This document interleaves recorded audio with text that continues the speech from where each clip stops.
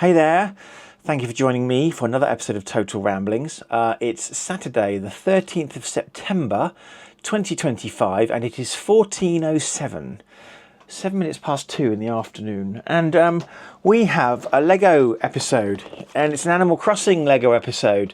This is set 77056, Blather's Museum Collection. So of course anyone who's played Animal Crossing will know that the museum features heavily in the games. Essentially, inside the museum there are different areas.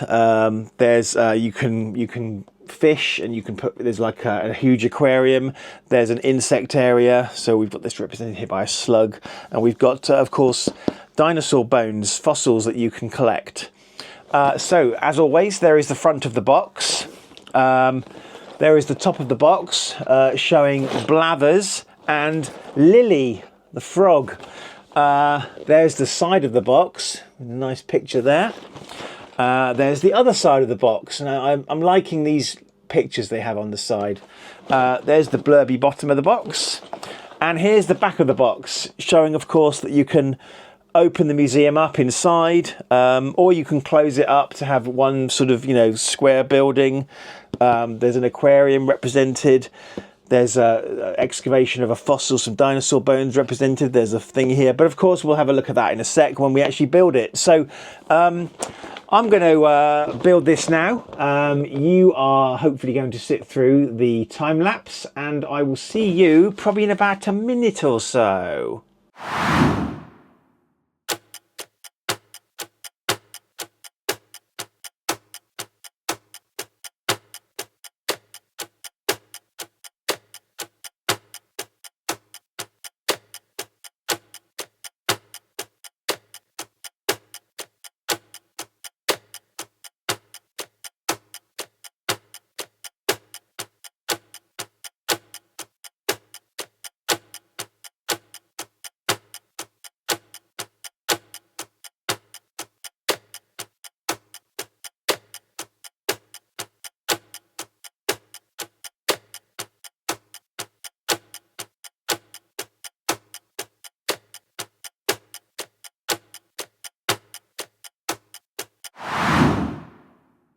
Okay, here we are. Here's the completed set. Here are the destructions. Nice little booklet. Rather surprisingly, the character that we follow during the build is Lily and not Blathers. But that's by the by. There's 8 bags in total, all of them paper, in my one at least. With, I think, 3 or 4 of them had smaller paper bags inside. This literally took me 2 whole episodes of Star Wars The Bad Batch to watch. Literally the whole. So if you want a timing, there you go. And before we go on, these are all your spare parts, if you're interested. And yes, you get a teal coloured brick separator. Exciting. Right, okay. Let's start off by looking at our minifigs, shall we? Here is Lily. Lily's got an amazing head. She's basically got some sort of black printing, some red printing. It looks like maybe another colour in there, or maybe that's just pink on top of the red. I don't know.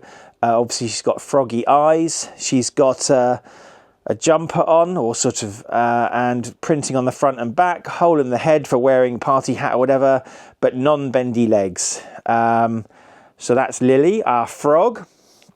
And of course, we have the long, eagerly awaited Blathers, who is the curator of the museum. And now he's got a little bit of arm printing. Obviously, he's got, I think it's the same head as Celeste, or it should be anyway. She is his sister, I believe. We've had Celeste in a previous set. Bow tie, sort of printing at the front, a little bit of printing at the back, printing on the toes. And he has the bendy short legs, whereas Lily has the non-bendy legs. Did I say that already? I honestly can't remember. Okay, right. So we have some side builds. So first of all, we have this tree, this orange tree, with a butterfly, printed butterfly on the top, a spider, and a little fish. Now, rather disappointingly, this fish is just kind of He's just kind of loose. There's no sort of clip to hold him on the water.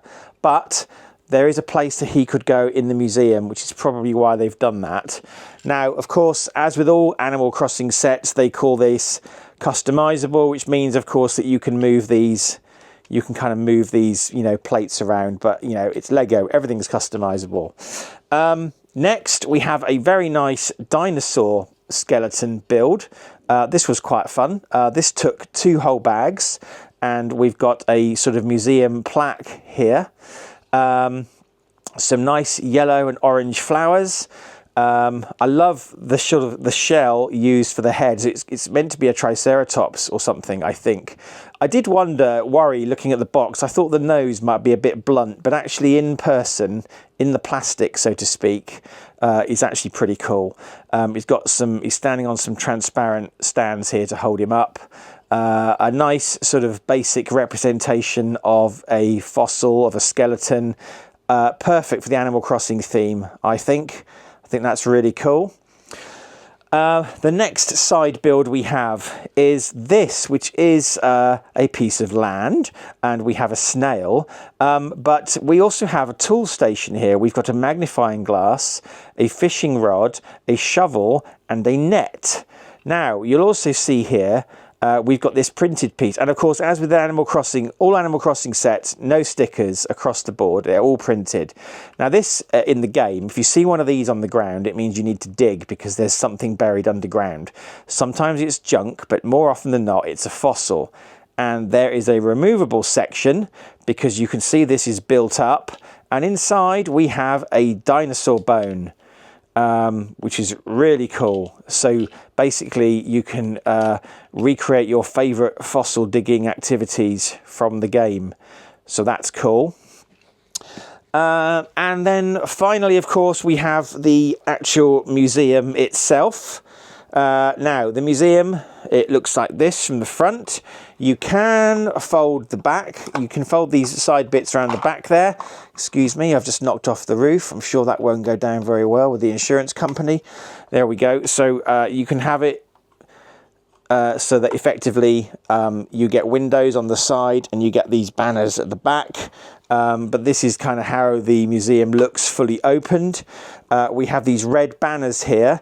I think it's a bit unfortunate that they didn't give us some printing on here to sort of, you know, basic museum printing. Maybe something similar to this print we've got here, which is the owl logo for the museum.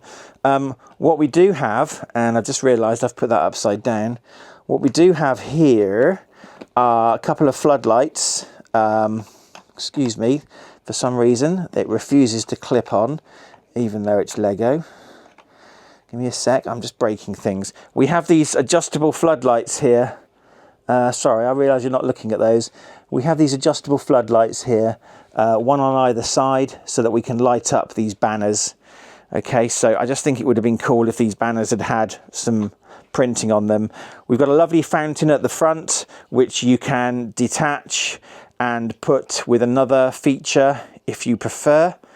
And then we have the main building itself. Now, the doors open inwards, and we have door handles on both sides of the door.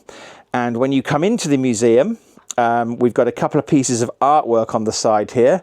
We've got a coffee machine, which is, I think, meant to represent, was it the Roost? There's a coffee place in some versions of the game in the museum, run by a pigeon, and you can get coffee in there. And I think that's usually underground in the basement sort of section of the museum. So I think that's meant to represent that, which would be a shame if it is, because that suggests we're not getting an actual cafe set. We have a plant here. We have a couple more of those museum plaques. We have a smaller sort of skeleton fossil and a crystal. Maybe that's meant to be a creature in amber or something. I don't know. And then off to the side here, over here we have our insect display, and this can rotate, and there's space here to put another butterfly. So if you wanted to, you could probably take this butterfly and stick it on there, but I'm not going to. And then at the back here, we've got a scorpion and a frog. with another one of those plaques here telling people what's in this particular part of the display. And as you can see, if I get the camera angle right, that section folds back. And then on the other side here, we have an aquarium, and we have one fish, and we have a crab and a piece of coral. Now this window pops off really easily, and because I don't like things rattling around, what I'm going to do is I'm going to take the fish from there, and I'm just knocked over some seaweed. So I'm just going to put that back with my enormous, gigantic, fat fingers that aren't really designed to fit in small places like this. You see, like, this is the problem. I had trouble getting this in here because you're putting in this very thin piece right next to this kind of wall. Right, anyway, so that's done.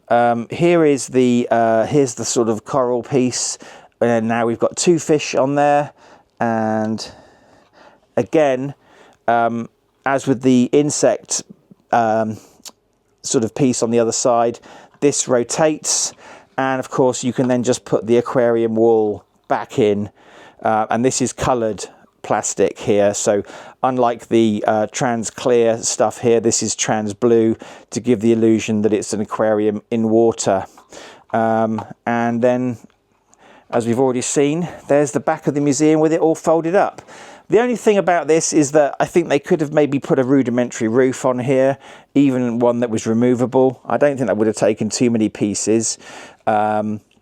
You know, they could have used, so what we do have is we've got these large grey pieces, and I know they're expensive to make for Lego, but they could have, I think they could have included a couple of those with some pieces to link them together, and we could have had a rudimentary roof. As it is, if you want to build, if you want to sort of make your own Animal Crossing island, you're going to have to build your own roof for this, which is not the end of the world.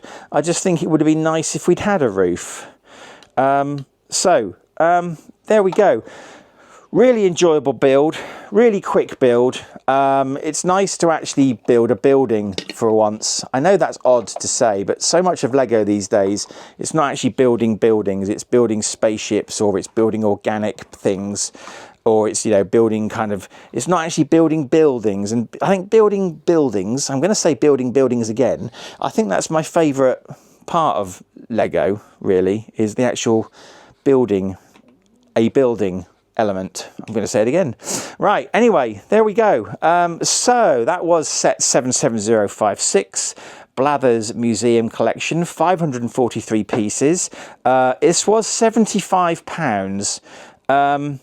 This is what you get these days, ladles and jelly spoons, for £75. Admittedly, it is a licensed product, and admittedly, it is a very nice one.